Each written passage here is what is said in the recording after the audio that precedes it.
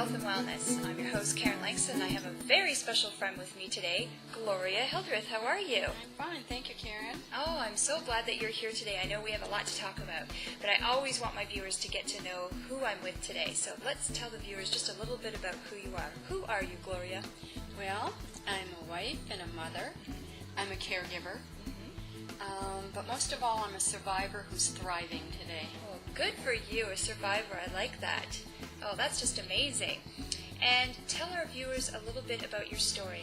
Well, after 2 children and a 22-year marriage that ended in divorce, I moved out to Arizona and got a job, did the things that I was supposed to do. Right. And all of a sudden, I started getting these feelings that I needed to pick up a pen and I needed to write. Wow. And so I thought, oh, well, okay, but it was like at a stoplight while I'm on the telephone at work, at breaks, it was all the time. You write poetry. I write poetry. Wow. I didn't know that I wrote poetry. Wow, No. that's pretty interesting. I had never read poetry, never took a class in poetry, didn't know the rules of poetry. Wow. So I just wrote and never told anybody.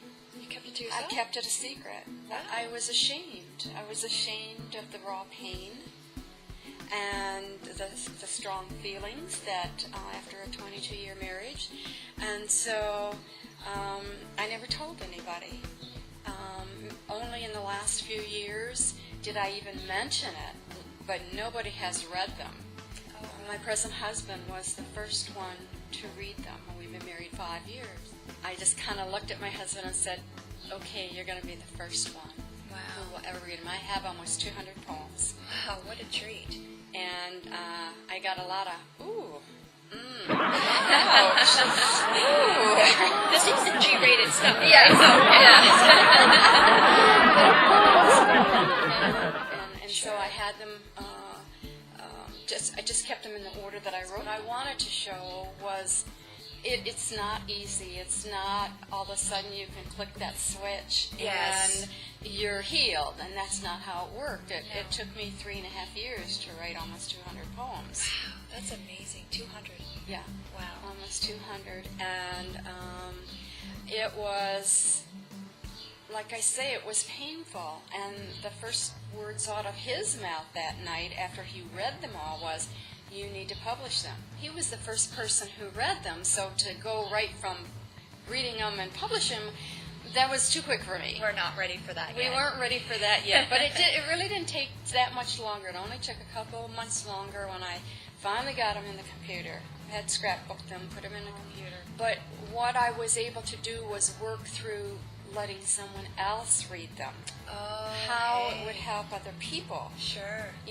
And when I had a couple of people who had already published book who were editors, I needed their opinion, and every one of them said the same thing, you need to publish.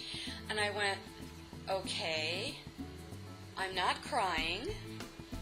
I can if it's going to help people, that's what I wanted to do. Wow, Gloria, that sounds just absolutely amazing that you were able to put all of your pain and your perspective and healing into one book. Is there a really short one in there that you could read for us so that we can identify, some people could identify with? Sure. Okay. Divorce brings out the worst in some and the best in others.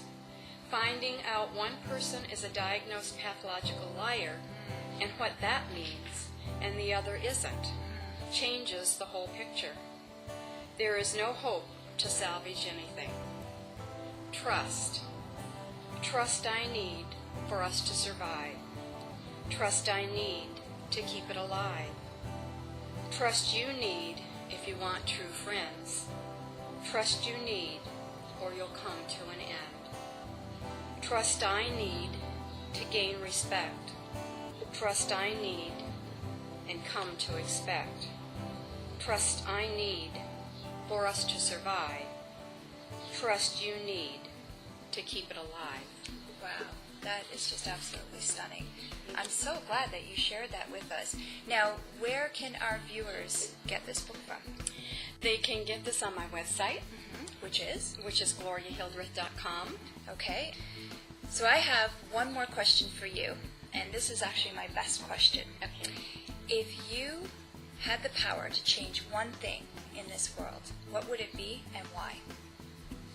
I think the one thing that I would change would be women need to put themselves first.